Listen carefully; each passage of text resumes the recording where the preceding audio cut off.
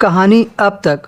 पूनम अपने पति सुनील को नाश्ता देकर बाहर घोड़े के पास चली जाती है तो सुनील अपनी पत्नी पूनम को घोड़े की टांगों के बीच में बैठे देखता है। जो पूनम घोड़े के साथ कर रही थी उसे देखकर सुनील के होश उड़ गए थे। पूनम घोड़े को चारा खिला रही थी और घोड़ा पूनम की गर्दन पर पीछे की मुंह करके जुबान फेर रहा था और पूनम हंस रही थी। सुनील ने जब यह मंजर देखा तो वह चुप नहीं रह सका। सुनील ने पूनम को आवाज़ दी और कहा, तुम यह क्या कर रही हो? वह हड़बड़ाकर उठकर खड़ी हो गई। सुनील ने घोड़े को जिस हाल में देखा था तो उसका चेहरा लाल हो गया।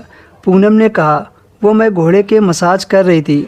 वैसे भी सुनील एक रात पूनम की सारी करतूत देख चुका था, इसलिए उसको बहुत गुस्सा आ रहा था। पूनम इससे पहले कुछ और कहती, सुनील ने हाथ उठाकर उसे पहले ही चुप करा दिया। सुनील ने कहा, पूनम मुझे कुछ नहीं सुनना है, मेरे पास इतना समय नहीं है तुम्हारी यह घोड़े की कहानी सुनने के लिए। आज शाम को सुनता हूँ, मैं इससे ज़्यादा और बर्दाश्त नहीं कर सकता। सुनील को उस घोड़े पर गुस्सा आ रही थी, जबकि सुनील को घोड़े से ज़्यादा पूनम पर गुस्सा आ रही थी। वह यह सब करने के लिए सोच भी कैसे सकती है। सुनील का मन ऑफिस में भी नहीं लग रहा था। बार बार उसका ध्यान उस रात के मंजर की तरफ जा रहा था जो कुछ वह अपनी आंखों से देख चुका था। उस दिन सुनील जब ऑफिस से घर वापस आया तो घोड़ा यूं ही अपनी जगह पर बंधा हुआ था। सुनील उस घोड़े को मन में गालियां बकता हुआ अंदर दाखिल हो गया। पूनम घर में कहीं नहीं दिख रही थी। फिर जैसे ही सुनील कमरे में गया तो सामने का मंजर देखकर वह हैरत में पड़ गया। कमरा गुलाब के फूलों से सजाया गया था और वहीं ड्रेसिंग टेबल पर बड़ी खूबसूरत कैंडल पड़ी हुई थी। इस माहौल को देखकर सुनील हैरान रह गया कि यह सब किसने किया है। तभी दूसरे कमरे से पूनम निकल आई। उसने भी सुर्ख रंग की साड़ी पहन रखी थी।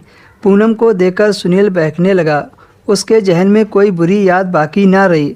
जैसे ही पूनम सुनील के पास आई तो उसने पूनम को पकड़ लिया और गुलाब की खुशबू में वह बहकता चला गया। इससे पहले सुनील कुछ और कहता, तभी उसे घोड़े की हिनहिनाने की आवाज़ आने लगी।